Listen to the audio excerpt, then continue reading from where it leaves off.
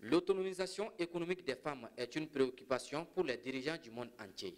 C'est pourquoi l'Organisation des Nations Unies, à travers son entité ONU Femmes, a décidé de faire la question la leur. C'est ce qui justifie le financement de ce projet en faveur de l'organisation onusienne à hauteur de 40 millions de dollars, soit 24 milliards de francs CFA, par la Banque mondiale pour contribuer à l'indépendance économique des femmes.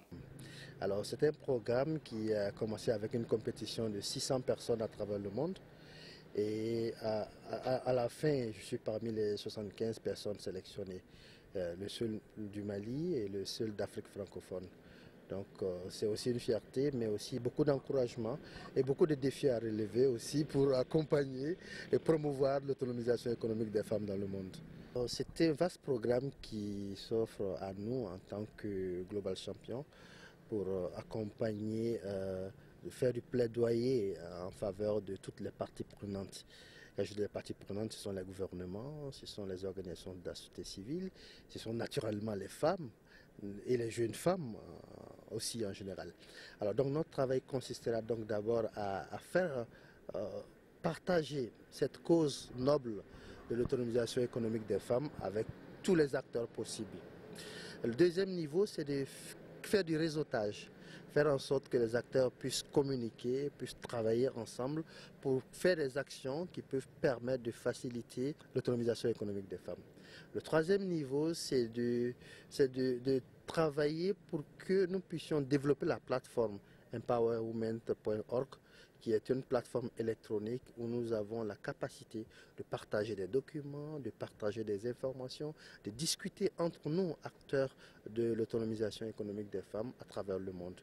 L'objectif recherché par les initiateurs est de soutenir les femmes dans leurs activités quotidiennes, d'entrepreneuriat, de leadership et de production afin qu'elles puissent être économiquement autonomes. L'autonomisation économique des femmes, ça veut dire beaucoup de choses. Ça parle de la liberté, ça parle de l'indépendance, surtout ça parle de confort. Parce que quand on n'est pas autonome, on ne peut pas parler de liberté ni d'indépendance, à plus forte raison confort. Mais au Mali, ces dernières années, on parle beaucoup de l'autonomisation économique de la femme, mais malheureusement, à ma façon de voir, les femmes maliennes n'ont même pas compris ce que ça veut dire l'autonomisation économique des femmes. À plus forte raison, chercher à trouver une solution à ce phénomène. C'est quand, à mon avis, quand on parle de l'autonomisation économique, ce qui veut dire qu'économiquement, il faut que tu sois bien, que tu sois capable, que tu ne dépendes pas de quelqu'un d'autre. Mais est-ce qu'il y a une seule femme au Mali qui ne dépend pas de quelqu'un d'autre? Moi, je ne vois pas.